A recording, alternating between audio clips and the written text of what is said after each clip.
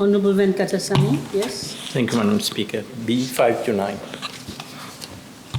Madam Speaker, with your permission, I will reply to parliamentary question B529, 530, B530 and B538 together as they relate to the same subject. I am informed by the Commissioner of Police that all police stations, including that of Moka, Saint-Pierre and Côte Militaire, are equipped with essential IT equipment such as personal computers for the use of the crime occurrence tracking system and terminals for the access of the criminal attribute database and footages of Safe City and CCTV systems. With regards to personal computers, they are replaced and upgraded as and when required. An average of 200 new PC units are procured each year to support and replace hardware across the police service. The crime occurrence tracking system, which is a digital platform connecting all police stations to the main server at the police headquarters, is used for the management and tracking of complaints and declarations from initial reporting to final case disposal. It has been operational since 2011. Madam Speaker, I'm informed that while the system has been announced, it has never been upgraded. The police have initiated action to replace the COTS entirely with a modern, high-performance case management system, and it is expected that this system will be compatible with the latest technologies of faster processing, user-friendliness, and higher storage capacity. The Central Informatics Bureau is working closely with the police on this project and has advised that the services of a special consultant be retained. This process is underway. As regards to the access to the criminal attribute database in the police stations, I'm informed that it has not been upgraded since its implementation in 1999.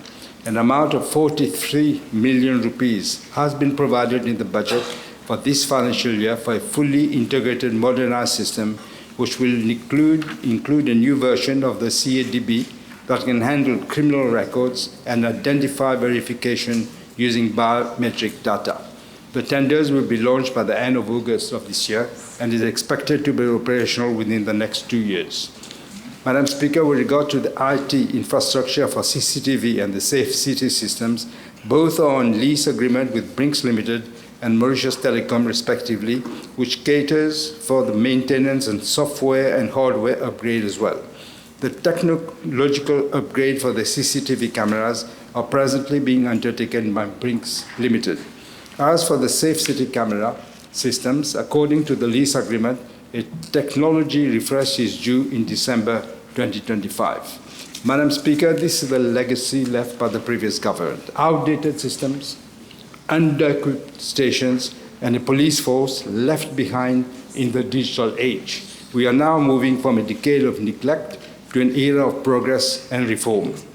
As clearly stated in the government program 2025-2029, digital transformation of Mauritius will be one of the major reforms to be undertaken. In this respect, as announced in the budget speech, we are coming shortly with a Cybersecurity and Cybercrime Act, which will be aligned with international standards. A Cybersecurity Operations Center will be set up based on the UK model. Madam Speaker, government will continue to invest in a police force that is digitally enabled, secure, and ready for the future. This is the kind of bold, forward-looking reform that the police has long needed and my government has pledged to deliver. Thank you. Honourable members, PQ B531, we have received, we've been advised that that PQ has been withdrawn. So I will now call on the Honourable Member for Grand Gaube Police Station. Mr. Beejan. Thank you, Madam Speaker. B532. Madam Speaker, I'm informed by the Commissioner of Police that the Grand Gaube Police Station covers an area of 11 square kilometers and some 20,000 inhabitants. The surrounding areas of Sans-Souci, Salaries, Petit Paquet, Saint-François, Caledine, Petit Camp, Melville, and Camp-la-Serpe, amongst others, fall under the jurisdiction of Grand Gaube Police Station. In regard to Part A of the question, I'm informed that 51 police officers in the following ranks are posted at Grand Gaube Police Station: 1 chief inspector, 2 inspectors, 1 sub-inspector, 15 police sergeants, 2 women police sergeants, 20 police constables, and 10 women police constables. Furthermore, the Grand Gaube Police Station is supported in the exercise of its functions by other units and branches of the police, such as the Goodland Central Investigation Division, the Northern Division Supporting Unit, the Field Intelligence Unit, the Anti-Drug and Smuggling Unit based at Pododo, the Emergency Response Service, the National Coast Guard at Grand Gaube, the Police de l'Environnement of Trobiche, and the Traffic Police. In regards to part B1 of the question, I'm informed that 2 police vans are allocated to the Grand Gaube Police Station. In regards to part B2, the 454 contraventions have been established in the year 2024 and 332 during the period from January 2025 to 11th of June 2025. All the contraventions were related to road traffic offences except one established in 2024 was the offence of noise pollution causing nuisance. Thank you. Yes, all right. Thank you, Madam Speaker. Allow me to mention that many repeated concerns. Question, not statements. Okay. Question? Yes. Thank you, Madam Speaker. So, I have been made aware that can the Honourable Prime Minister inform the House whether additional measures will be planned to address issues of law and order in regions of Grand Gaube? Thank you. Yes, in fact, we are doing, the Commissioner of Police is looking at all the police stations across the island to see what can be done. And I should have added that he's also doing a special crackdown operation to be carried out because of the noise pollution caused by motorcycles with inefficient silencers and drivers operating motor vehicles under the influence of alcohol or illicit drugs, and music from bungalows and guest houses on the public beaches. That's all right. Yes, the Honourable First Member for Port Louis North and Mortain Long. Thank you, Madam. B533, thank you. Madam Speaker, I'm informed by the Commissioner of Police that on 27th of August 2024, at 1600 hours, the then Ministry of Arts and Cultural Heritage had organized a ceremony at Côte for the handing over of lease agreements of plots of state land to the Hindi-speaking union, the Urdu-speaking union, and the Mauritius Tamil Cultural Center Trust. It should be recalled that the ceremony was taking place at a time of high tension in the wake of the unilateral decision of the then government to retrieve the land that was originally leased to the Mauritius Tamil Cultural Center Trust, located at Rodrigues Triangle. This was done with the deliberate purpose of transferring the said land in favor of a company belonging to Mr. Nandan Gopi Group to enable it to expand its business at Rodrigues Triangle for the setting up of a luxury retirement village. This was interpreted as a supreme insult by the Tamil community.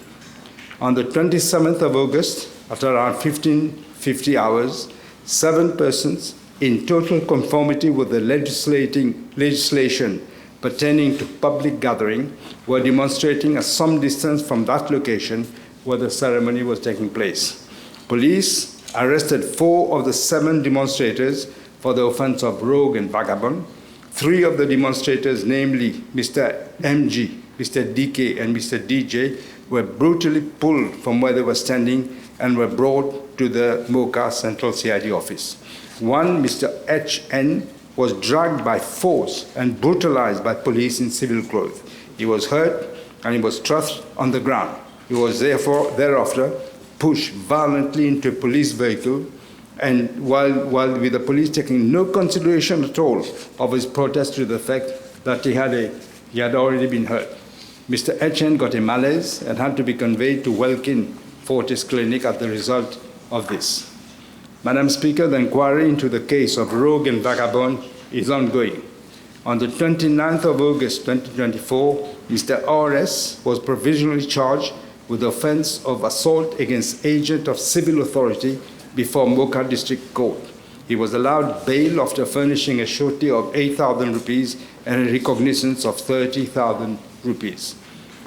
Madam Speaker, in regard to part A of the question, I'm informed that the police officers had recourse to the use of force against the demonstrators as according to them the demonstrators were resisting the arrest. This was not the case. You could see it on the video. Even though the matter was videotaped and went viral on the social media, the brutal acts committed by the police were not inquired into by the Independent Police Complaints Commission. In regard to Part B of the question, I'm informed by the Commissioner of Police that as per records, no private bouncers were present during the protest at Côte on the 27th of August, 2024. Yes. Happy? Yes, all right. The Honourable Second Member for Rodrigues. Thank you. B534. Madam Speaker, I'm informed that in September 2007, the then Independent Commission Against Corruption opened a sub-office in Rodrigues for a more efficient implementation of its mandate in relation to education, prevention, and investigation. I'm also informed, Madam Speaker, that at present 27 cases are being investigated by the Financial Crimes Commission sub-office in Rodrigues, and the number of officials who have been facing or are facing investigation in Rodrigues is 29. In regards to service providers and contractors who have been or are facing investigations, 9 service providers are currently undergoing investigations in connection with the award of contract of government projects. Yes, Mr. François. Thank you, Madam Speaker, and I thank the Honourable Prime Minister for his answer. May I ask the Honourable Prime Minister, from the officials, the 29 officials, whether there is involved any high-profile person, not to say serving politician, for conflict of interest, bribery, influence on decision of procurement, allocation of state lands, fraud by abusing their position, for a direct or indirect interest for himself or any close relatives. I'm not able to say that, Madam Speaker, because the investigation is ongoing. Of course.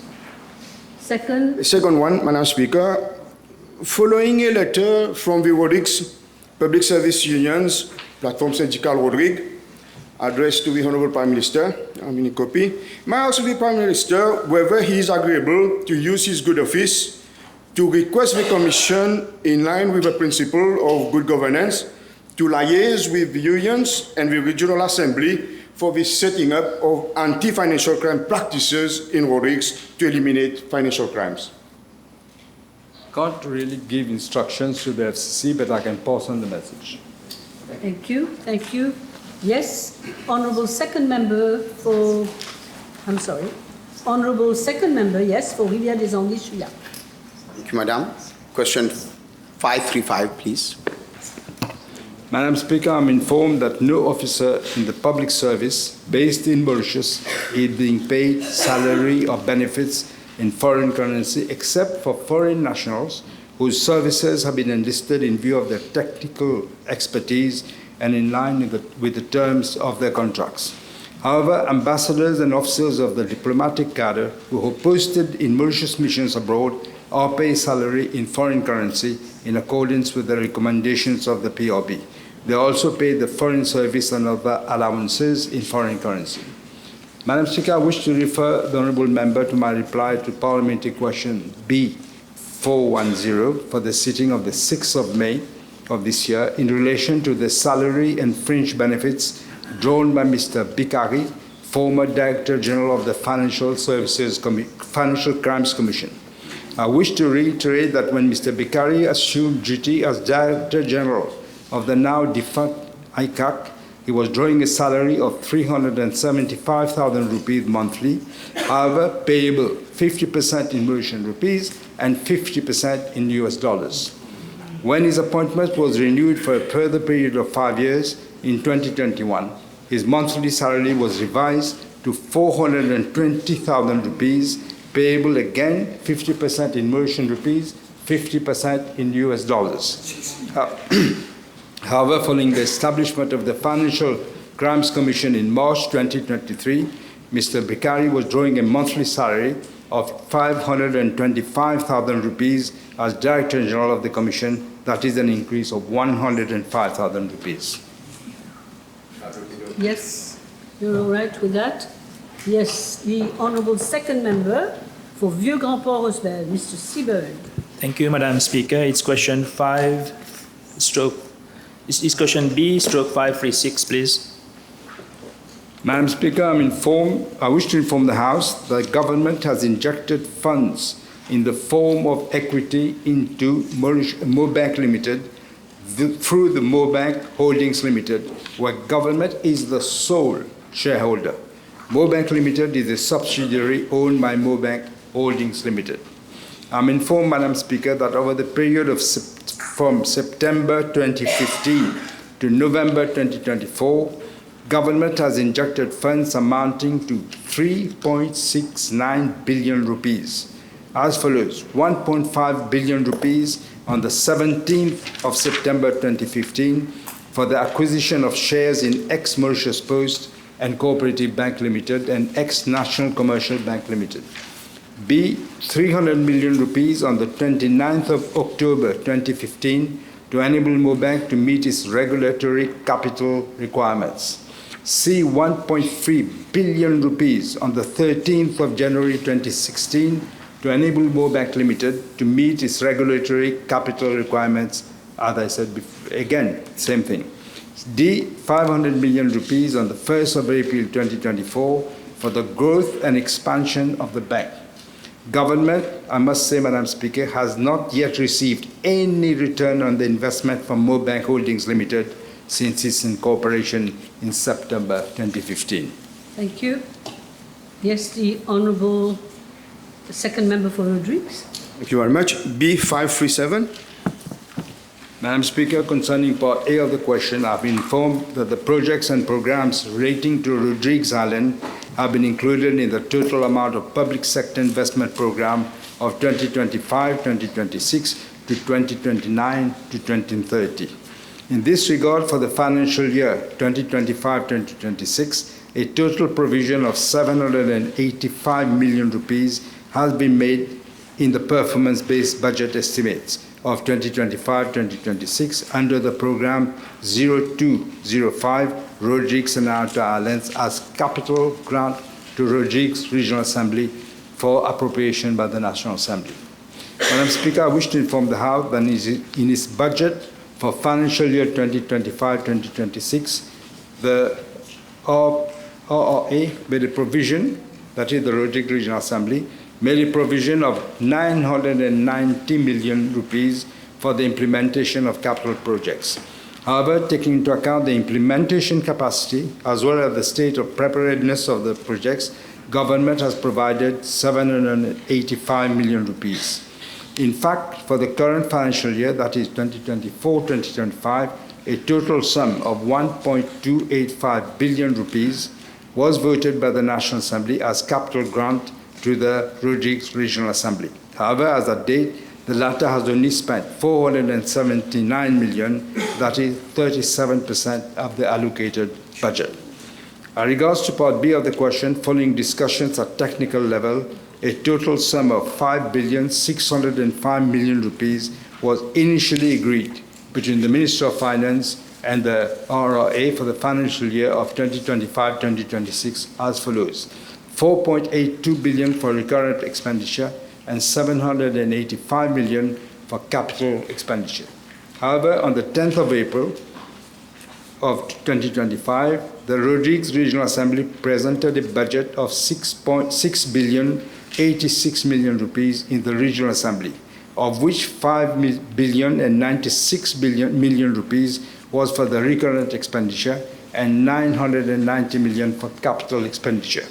On the 18th of April of this year, government considered the proposals and has agreed to increase the provision for recurrent expenditure by 180 million to 5 billion rupees, while the sum for capital expenditure has been maintained at 785 billion rupees. The Rodrigues Regional Assembly has already been informed of the budget allocation agreement by government for financial year 2025-2026, and the Rodrigues Regional Assembly will amend its budget accordingly. Madam Speaker, I wish to inform the House that in addition to the 785 million rupees provided as capital grant for the financial year 2025-2026, an amount of around 1.6 billion has also been included in budget for the various other projects. These include 1 billion rupees for the construction of the new runway at Plankoai and 340 million for water-related projects, as well as 60 million for drain projects in Rodrigues. I'm sure you can come back on all this during the debate. I will proceed with the next question, therefore. We don't have much time left. The Honourable third member, no, I'm sorry. The Honourable, I think we've done 538 already. So the Honourable second member for Rivière-des-Anguilles, Souillac. Merci, Madame. Question B539, s'il vous plaît. Madam Speaker, I thank the Honourable Member for asking this question. In fact, NG & Company Limited is owned by Nandan Gopi and Vinash Gopi, who were very, very close to the previous Prime Minister. On the basis of information gathered, NG & Company Limited was awarded the following contracts.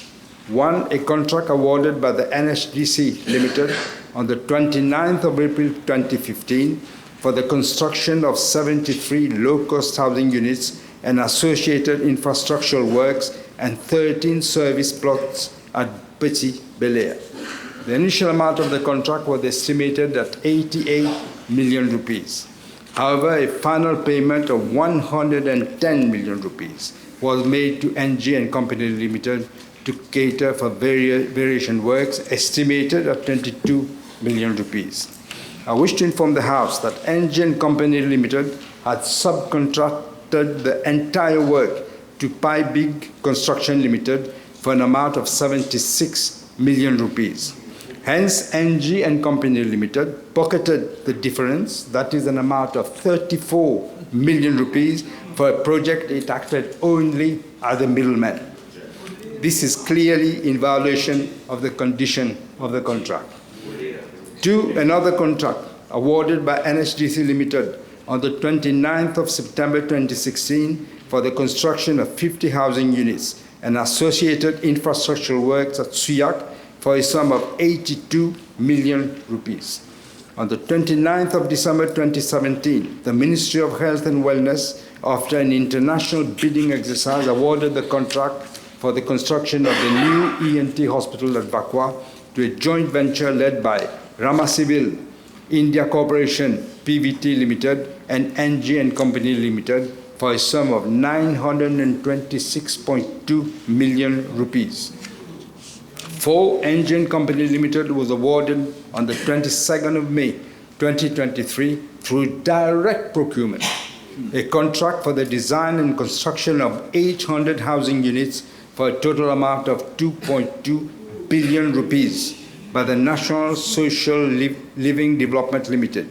However, on the 3rd of July 2023, NSLD terminated the contract due to failure by the latter to comply with the terms of the letter of acceptance and the conditions of contract.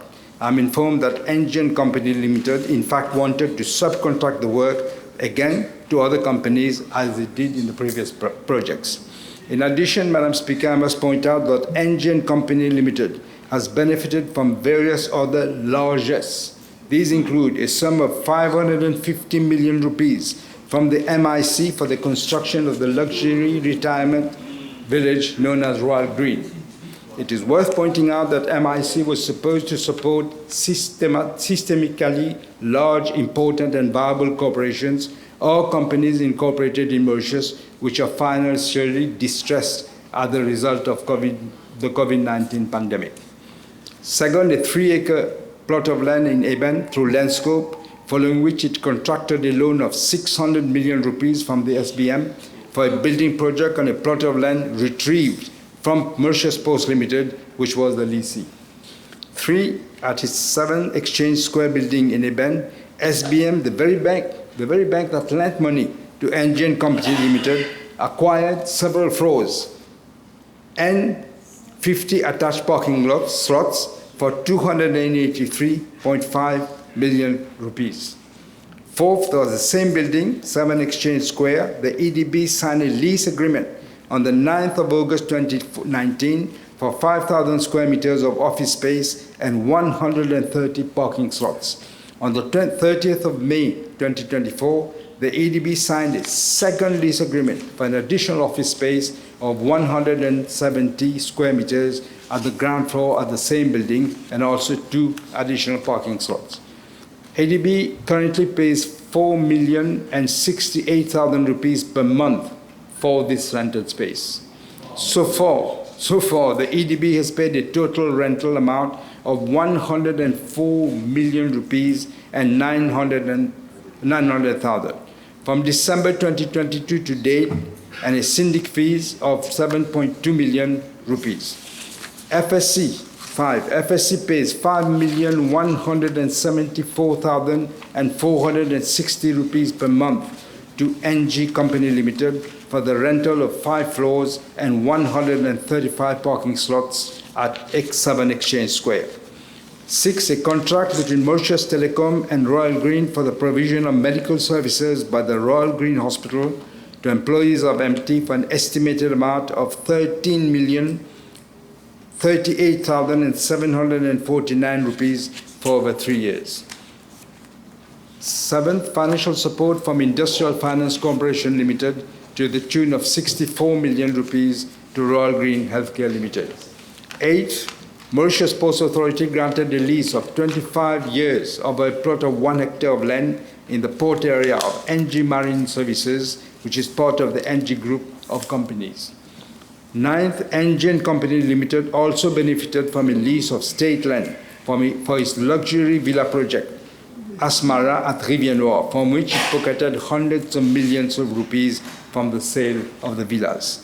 Madam Speaker, the House may also wish to know that on the 15th of April 2024, a decision was taken by the then government to relocate the office of the Financial Crimes Commission on the flimsy excuse of infrastructural defects in the building. This was but a ploy to lease the land to NG Company Limited, which had already benefited from the land retrieved forcibly from the Tamil Cultural Center. This formed part of the strategy of NG Company Limited to expand its domain of the entire Rajwi Triangle with the blessings of the former government. Madam Speaker, let me also add a few words about the land scam initiated by the management of Grand Gaube Limited in 2019, a few months, that is, before the general elections.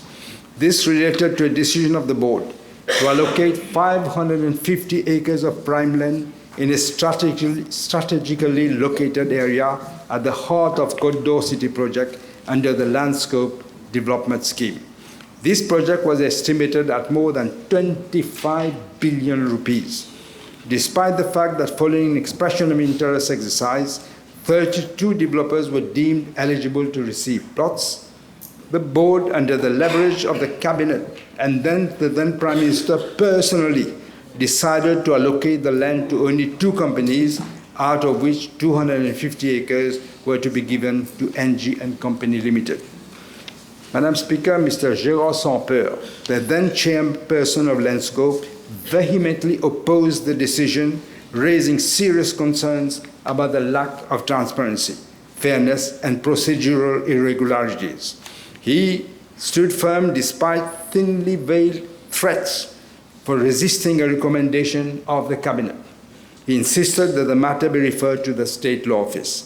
Following the advice of the State Law Office, the board had to rescind the contract, the decision, thus aborting what was going to be another scam, probably the scam of the century. Shortly after that, Mr. Sampeur resigned as chairperson of the board and as principal advisor to the then Prime Minister. Madam Speaker, the House will recall that just before the general election last year, a strategic plot of land in the area of Salaries Beach was allocated to Luxury Suisse Limited, another entity owned by NG Company Limited. In view of the major public outcry that followed, he had no choice but to abandon the project. Madam Speaker, if we compute the total figures NG Company Limited has so far benefited, it is around 2 billion rupees for various projects, around 205 million rupees for rental of office space to government entities, and around 1.25 billion rupees as direct financial support from SBM Limited, the MIC, and the Industrial Finance Corporation Limited. It should be pointed out, Madam Speaker, that Mr. Vinesh Gopi, chaired several bodies, including the Tourism Authority, the Mauritius Multi-Sports Infrastructure, the Drains Infrastructure Construction, among others. Madam Speaker, all the information I've given to the House show clearly that the MSM government has systematically, since 2015, weaved a cobweb of corruption, malfeasance, nepotism, and cronyism to bleed the country of important resources for their personal advantage. This is but one example how they fleeced the economy and left the country in the mess that find ourselves today. No, I'm sorry. Okay. No, time is up. I'm sorry, time is up.